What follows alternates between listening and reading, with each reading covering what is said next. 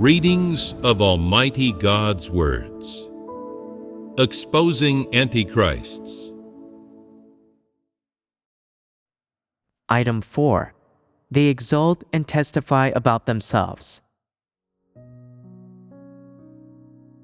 Exalting and testifying about themselves is the primary manifestation of antichrists, and defining their essence according to this manifestation is very appropriate and concrete.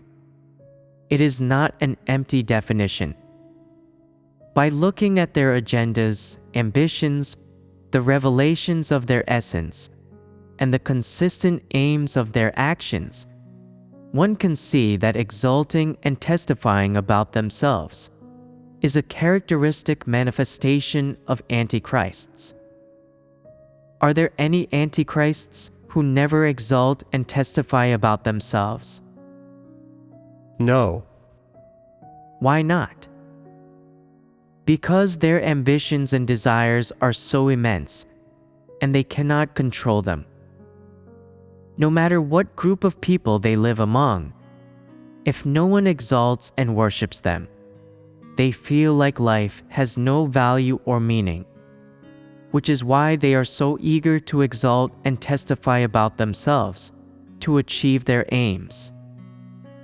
They live to excel over others and need people to worship and follow them.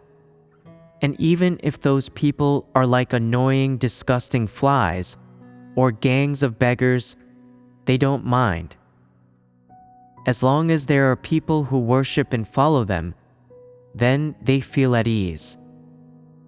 If they could receive manic applause from fans as famous singers do, then they would be on cloud nine. They love enjoying that. This is the nature of antichrists.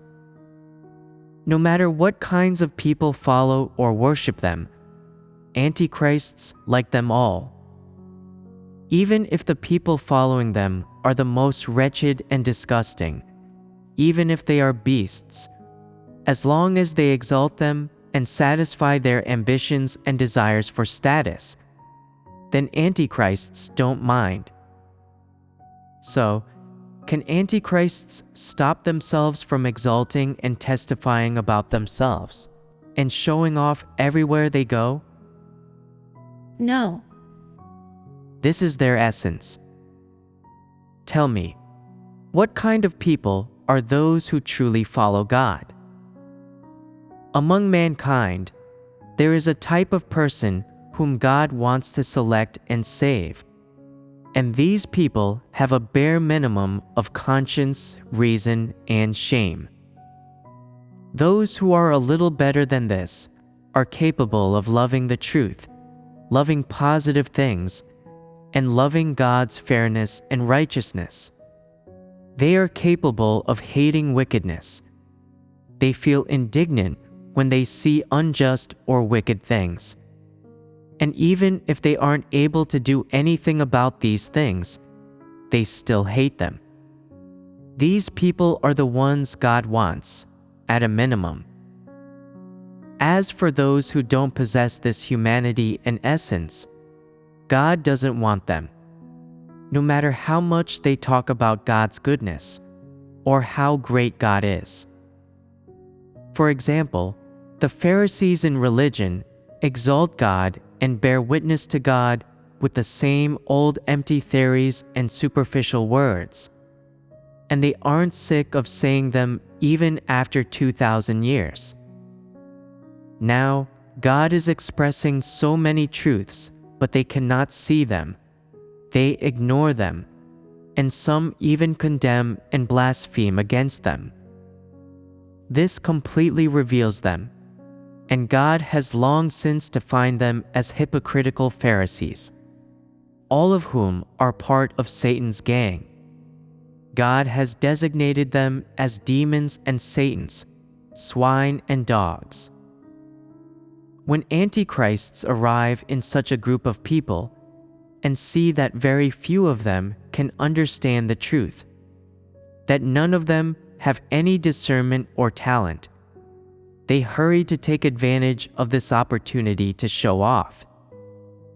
Some boast that they were once admitted into 2 world-class universities at the same time, and didn't go in the end because they came to believe in God and accepted His commission. After hearing them say this, some people begin to hold them in very high esteem. If you don't understand the truth, and if the things you love and your worldview are the same as those of worldly people, you will worship people like this. And that's why when antichrists say such things, you will be misled and fooled by them. Antichrists covertly exalt themselves in this way, and those foolish people with no discernment are misled by them. Antichrists end up feeling very happy, thinking that nobody who's under them is ordinary, when in fact, those people are all just a bunch of muddled people and good-for-nothings. Those who have no ability to comprehend the truth can all be misled by Satan's and antichrists. When they hear Satan's and antichrists speak, they feel that it really matches their own thoughts and tastes, so they enjoy listening to it. They're not capable of using normal thinking to make a judgment about what they're listening to, nor will they find someone who understands the truth to help them discern such things. So long as they feel that what they're listening to sounds reasonable, they'll be willing to accept it, and so they are misled without even being aware of it. If those who have the ability to comprehend the truth and have discernment hear antichrists speak, they will know that those people are trying to mislead others, and they will reject them. Those muddled people who lack discernment will believe antichrists to have learning, to be of good caliber, and to have prospects. They will see things in this way and be misled by some superficial phenomenon. They won't know what the truth principles are, and they'll go off following Satan's.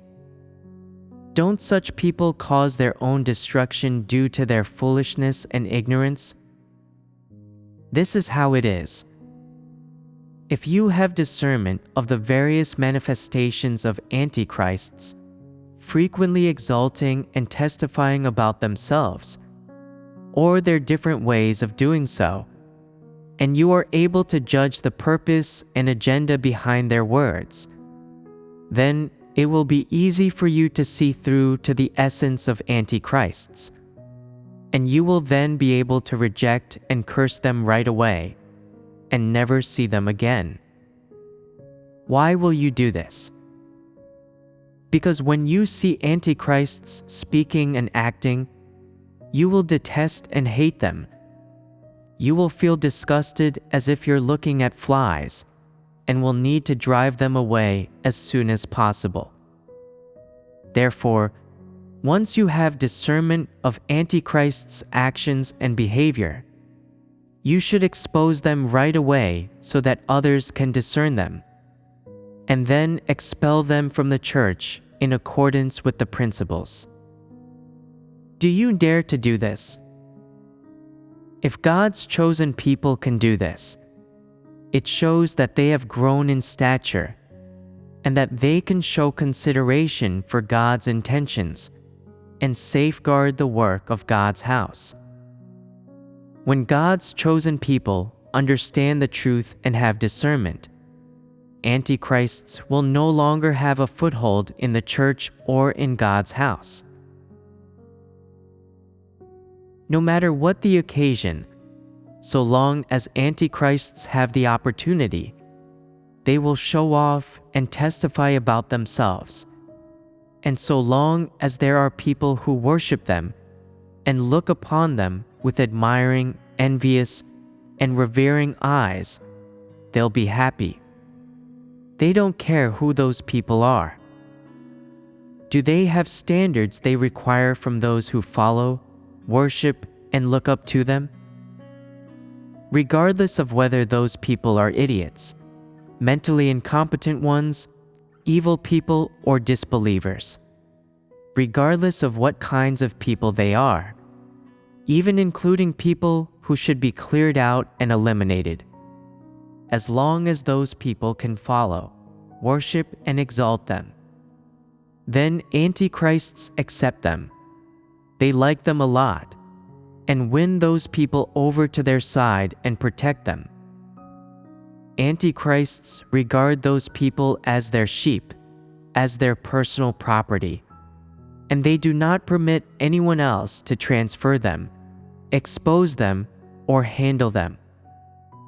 No matter how those people fawn on and ingratiate themselves with antichrists, no matter what nauseating and sickening things they say, antichrists will enjoy it all. It's all fine to antichrists as long as those people flatter them. Everything antichrists say and do is so that other people hold them in high esteem, like them, and follow them. And no matter how many bad things the people who follow them do, antichrists won't investigate them, and they won't mind it no matter how insidious and malicious their humanity is. As long as those people follow and worship them, antichrists will like them. And as long as those people can maintain antichrist's power and status, and not go against them or oppose them, then antichrists will feel exceedingly satisfied. That is how antichrists are. Conversely, how do antichrists treat those people who always expose them and who hinder them from exalting and testifying about themselves, and who hold them in contempt for doing so, as well as those who fellowship on the truth with them, who can see through to the essence of their problems, and who have genuine discernment of them? They instantly get angry from shame, and they guard against, exclude, and attack those people, finally thinking of ways to isolate those who can discern and oppose them. What is the reason behind them doing this?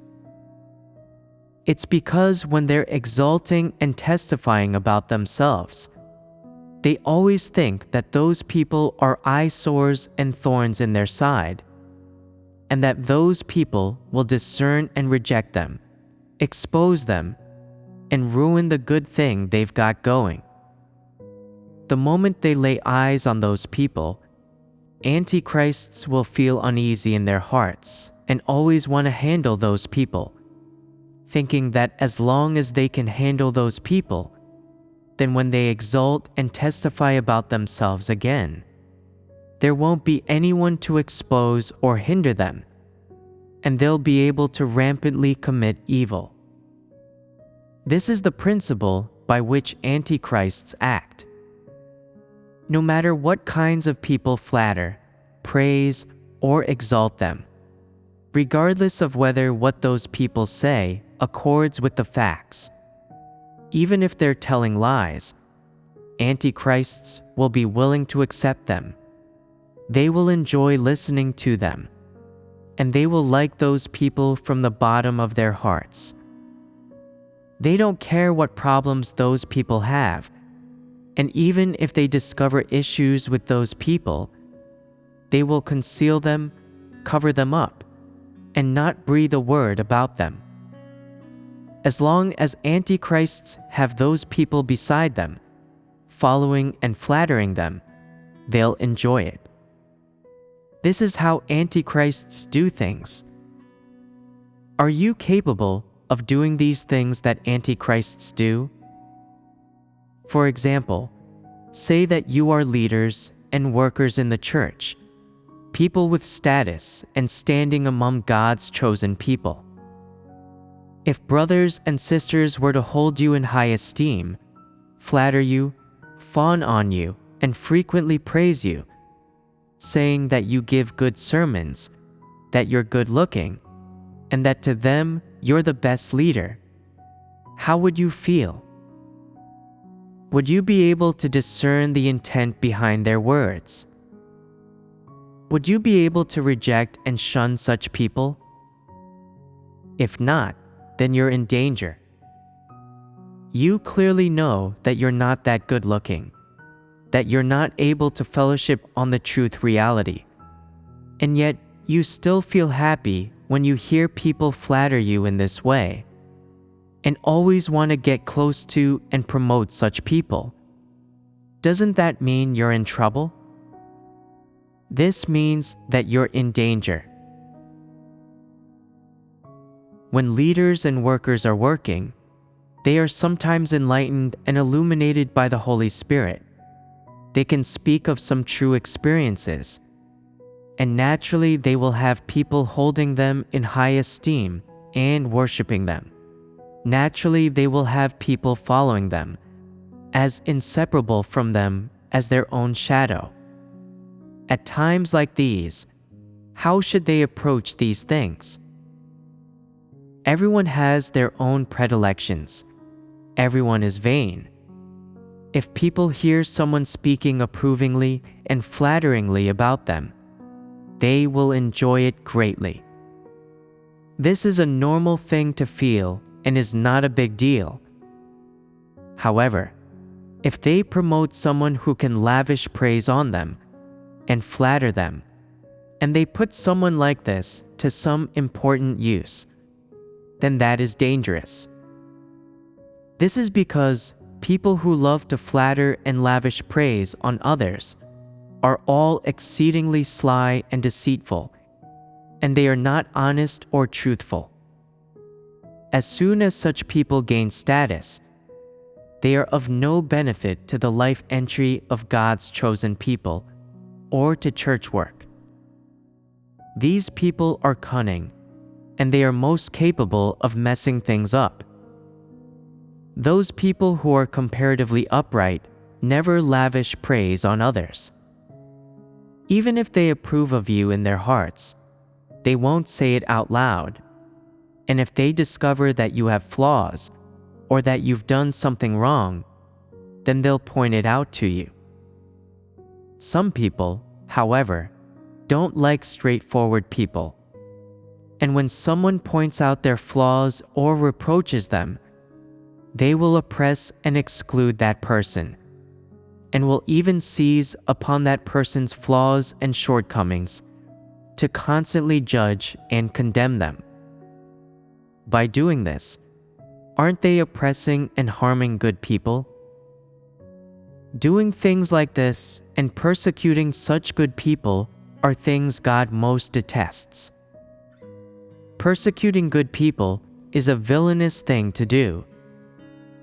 And if someone persecutes a great many good people, then they are a devil. Leaders and workers should treat everyone fairly and lovingly, and they should handle matters according to principle.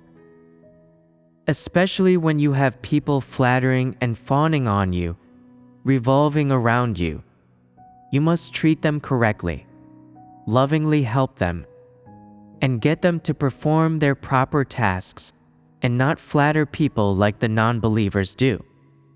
State your position and perspective clearly. Make them feel humiliated and ashamed so that they never do it again. If you can adhere to principles and treat people fairly, then would these contemptible clowns and satanic types not feel ashamed? This would make Satan feel ashamed, and it would satisfy God. Those who love to flatter others believe that leaders and workers all love people who flatter them. And whenever anyone says anything flattering or fawning to them, their vanity and desire for status are satiated. People who love the truth don't like all this, and they very much detest it all and are disgusted by it all. Only false leaders enjoy being flattered. God's house may not applaud or praise them, but if God's chosen people applaud and praise them, they feel so pleased and they enjoy it greatly, and eventually they derive some comfort from it. antichrists enjoy being flattered even more. And the thing they enjoy the most is when people like this get close to them and revolve around them. Isn't this troublesome? This is what antichrists are like. They like having people praising and applauding them, worshiping and following them, whereas those who pursue the truth and who are relatively upright don't like any of this. You must get close to people who can speak truthfully to you. Having people like this beside you is greatly to your advantage. In particular, having such good people around you as those who, when they discover a problem with you, have the courage to reproach you and expose you, can prevent you from going astray. They don't care what your status is, and the moment they discover that you have done something against the truth principles, then they will reproach and expose you if necessary. Only such people are upright people, people with a sense of justice. And no matter how they expose and reproach you, it is all of help to you, and it is all about supervising you and pushing you forward. You must draw close to such people. Having such people beside you, helping you, you become relatively much safer. This is what it is to have God's protection. Having people who understand the truth and uphold principles by your side every day, supervising you, is so beneficial to you doing your duty and work well. You must absolutely not have those sly, deceitful people who toady up to you and flatter you as your assistants.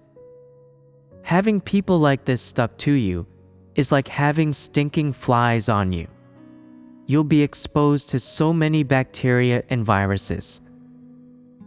Such people are liable to disturb you and affect your work. They can cause you to fall into temptation and go astray, and they can bring disaster and calamity to you. You must keep away from them, the farther the better. And if you can discern that they have the essence of disbelievers and get them cleared out of the church, then even better. Once an upright person who pursues the truth sees that you have a problem, they will tell you the truth regardless of your status, regardless of how you will treat them, and even if you will dismiss them. They'll never try to cover it up or prevaricate. It is so beneficial to have more people like this around you. When you do something that goes against principles, they will expose you, give opinions on your issues, and point out your problems and faults frankly and honestly. They will not try to help you save face, and they will not even give you a chance to avoid embarrassment in front of lots of people. How should you treat such people? Should you punish them or get close to them? Get close to them. That's right. You should open your heart and fellowship with them, saying, "That issue I have that you pointed out to me was right. At the time, I was filled with vanity and thoughts of status. I felt that I had been a leader for so many years, yet not only did you not try to help me save face, but you also pointed out my problems in front of so many people, and so I couldn't accept it. Now, however, I see that what I did really was at odds with principles and the truth, and that I shouldn't have done that. What does having the position of leader count for? Isn't this simply my duty? We're all doing our duty and we're all equal in status. The only difference is that I shoulder a little more responsibility. That's all. If you discover any problem in the future, then say what you ought to say, and there shall be no personal grudges between us. If we differ in our comprehension of the truth, then we can fellowship together. In God's house and before God and the truth, we shall be united, not estranged. This is an attitude of practicing and loving the truth. What should you do if you wish to give the path of an antichrist a wide berth? You should take the initiative to draw close to people who love the truth, people who are upright. Get close to people who can point out your issues, who can speak truthfully and reproach you when they discover your problems, and especially people who can prune you when they discover your problems. These are the people who are most beneficial to you, and you should cherish them. If you exclude and get rid of such good people, then you will lose God's protection, and disaster will gradually come to you. By getting close to good people and people who understand the truth, you will have peace and joy, and you will be able to keep disaster at bay. By getting close to vile people, shameless people, and people who flatter you, you will be in danger. Not only will you be easily duped and tricked, but disaster may come upon you at any time. You must know what kind of person can benefit you the most. It is those who can warn you when you do something wrong, or when you exalt and testify about yourself and mislead others, that can benefit you the most. Getting close to such people is the correct path to take. Are you capable of this? If someone says something that damages your reputation and you spend the rest of your life resenting them, saying, "Why did you expose me? I've never mistreated you. Why do you always have to make things difficult for me?" and you bear a grudge in your heart, a rift opens up, and you always think, "I'm a leader. I have this identity and status, and I won't allow you to speak that way." Then what kind of manifestation is this? It is not accepting the truth and setting yourself in opposition to others. It is being somewhat deaf to reason. Isn't this your thought of status stirring up trouble? This shows that your corrupt dispositions are too severe. Those who always harbor thoughts of status are people with a severe antichrist disposition. If they also commit evil, then they will very quickly be revealed and eliminated. It is so dangerous for people to reject and not accept the truth. Always having the desire to vie for status and wanting to covet the benefits of status are signs of danger. When one's heart is always constrained by status, can one still practice the truth and handle things according to principle?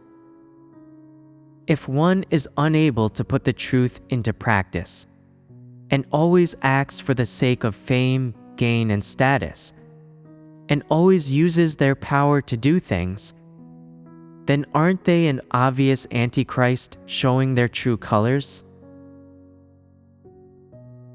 Such manifestations as exalting and testifying about themselves are antichrist's most common manifestations.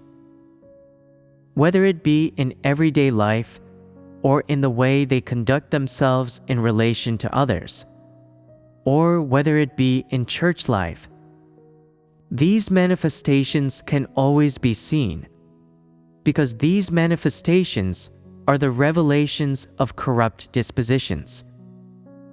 For instance, the truths related to how one approaches one's duty, how one treats others, and how one discerns others are truths we have covered in fellowship. Is it that you know the concrete manifestations of these things in your ordinary lives, but you can't perceive them to be problems? Or is it that you haven't set about entering based on these specific problems?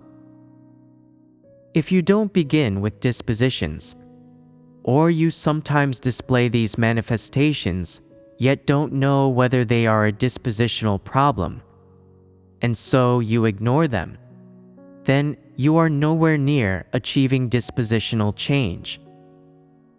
If you fail to realize that these manifestations are you exalting and testifying about yourself, if you don't know that these manifestations are being governed by your corrupt disposition, and you take them as a kind of personality trait, or an innate way of doing things or cognition, and downplay them, and you don't take them as the revelations of your corrupt disposition and corrupt essence, then you will find it hard to change the relevant corrupt disposition.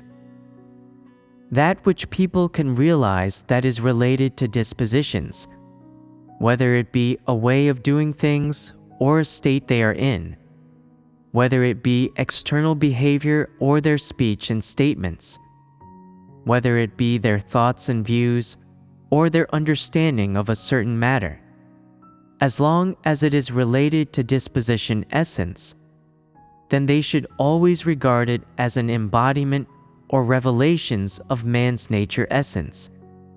And in this way, won't their understanding be broadened? They should not just understand the big things, such as that one resists God, doesn't love the truth, is greedy for status, or that one misleads people with the things one says, but rather should understand everything from the small things, such as specific ideas and intents, to the big things such as an argument or statement. I just mentioned 6 things altogether, among which were thoughts and views, as well as one's understanding of a certain matter. Thoughts and views are things which exist within one's consciousness and thought. Understanding is something that has already been recognized, and about which one can form concrete words and statements. Then there are behavior and language. Altogether, these are 4 things. There are also statements and arguments. What are statements and arguments the opposite of? Intents and ideas. Ideas are rather vague things which unconsciously arise in the mind. They are not yet defined as being right or wrong. You just think them, and they have not yet taken form within you, whereas spoken arguments are formed. Altogether, there are 3 groups and 6 things. Take these 6 things as a path to dissecting the essence of your corrupt dispositions and achieving dispositional change. From now on, set about knowing your own corrupt dispositions and corrupt essence from these 6 things. And in this way, you will truly come to know yourselves. Do you need some time after listening to today's fellowship to digest what you've heard? When you gather together, can you fellowship some light or make a comparison with yourselves on this foundation? This is key, and it is most beneficial to you. When you gather together, you need to fellowship, exchange ideas, and discuss your experiences and realizations. This is most effective. We always used the word ponder before. In colloquial terms, we say, chew the cud. This means to read more, to pray read more, to think more, and to seek more. To take what you understood at the time, as well as what you didn't understand and regarded as doctrine, important points, points which everyone had misunderstood, and points which you hadn't comprehended, and focus on them all in fellowship. This is what chewing the cud means. In this way, your understanding of the details of these truths, the various differences between the truths, and the definitions of each truth will become increasingly clear and accurate. Do you think the various truths you've understood and put into practice in recent years have become more ambiguous or clearer compared to before? And over these years, has there been any great change in your path of faith in God, the direction in which you comport yourselves, and the intent, motivation, and original impetus behind doing your duty?